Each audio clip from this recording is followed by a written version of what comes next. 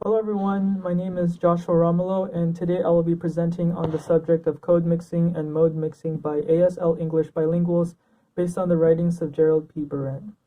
In this presentation, I will be presenting topics relating to American Sign Language bilingualism, topics which include a brief introduction to American Sign Language, ASL English bilinguals, contact signing, and lastly a topic known as code mixing and mode mixing. And so to begin today's presentation, the first topic I'd like to discuss is American Sign Language itself, or ASL for short. For over 30 years, researchers in the field of linguistics have encountered properties of American Sign Language such that information that was once unknown to us became available. And one of those findings include an analysis of the differences between the American Sign Language and the English language.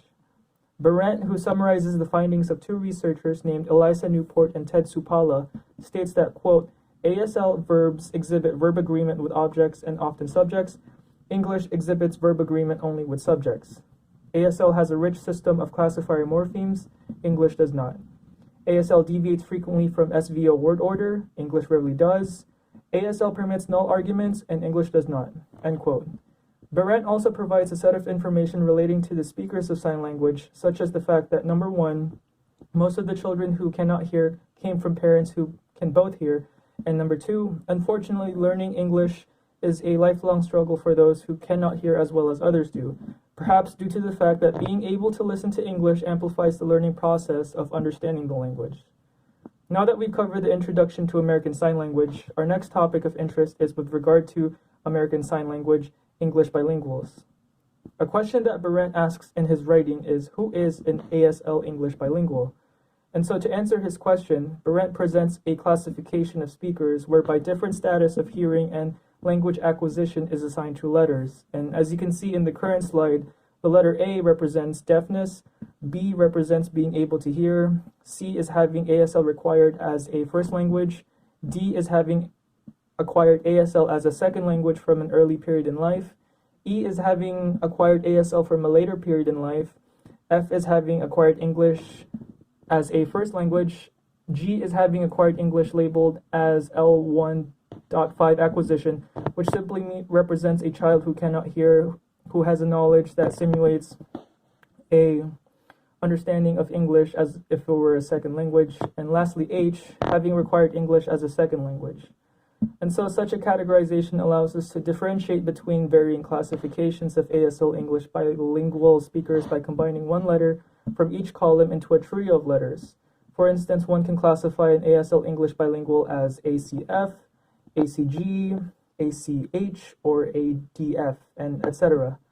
Having spoken about the aforementioned system of categorization, our next discussion will be on a subject in ASL English bilingualism known as contact signing.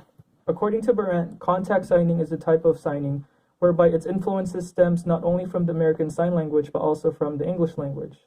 However, two linguistic researchers in 1992 by the names of Seal Lucas and Clayton Volley differ in the criteria as to what it means for a signing to be categorized as contact signing. They argued that contact signing is a third system in that such is neither a variety of American Sign Language nor a variety of English language.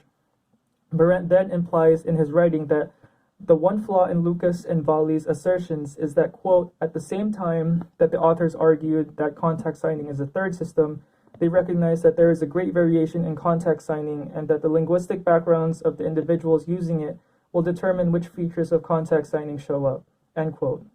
Barrett then concludes that Lucas and Volley's criteria of the definition of a third system is therefore not a convincing argument. After covering topics such as the introduction to American Sign Language, ASL English bilinguals, and contact signing, our last topic of this presentation is a subject known as code mixing and mode mixing. According to two researchers named Robert Hofmeister and Donald Moores from a writing in 1987, Barrett explains that code switching is defined to be as, quote, the variation between more ASL-like signing and more English-like signing, emphasizing that such code switching is a part of the everyday communication of deaf persons, end quote. And lastly, Barrett states that, quote, with regard to options for code mixing across modalities, ASL English code mixing involves the sequential alteration of elements from the two languages, as well as the simultaneous articulation of elements. We can call code mixing that operates bimodally mode mixing to distinguish it from sequential code mixing, end quote. To conclude, 3 questions that we can ask based on the contents of this presentation is, number 1, in what ways can we improve ASL English bilingualism as a whole? Number 2, when might we see other sign language variations? For instance, one variation that came across my mind is JSL, which stands for Japanese Sign Language, whose grammatical syntax would differ from ASL since the sentence structure of Japanese is different from English. And number 3, should ASL courses be offered in more secondary schools so that those who cannot hear can communicate more with others who can? As a closing, and once again, my name is Joshua Romulo, and thank you for tuning in to watch this presentation on code mixing and mode mixing by ASL English Bilinguals. I hope that everyone may have a great rest of your day, and I'll see everyone on Wednesday. Thank you.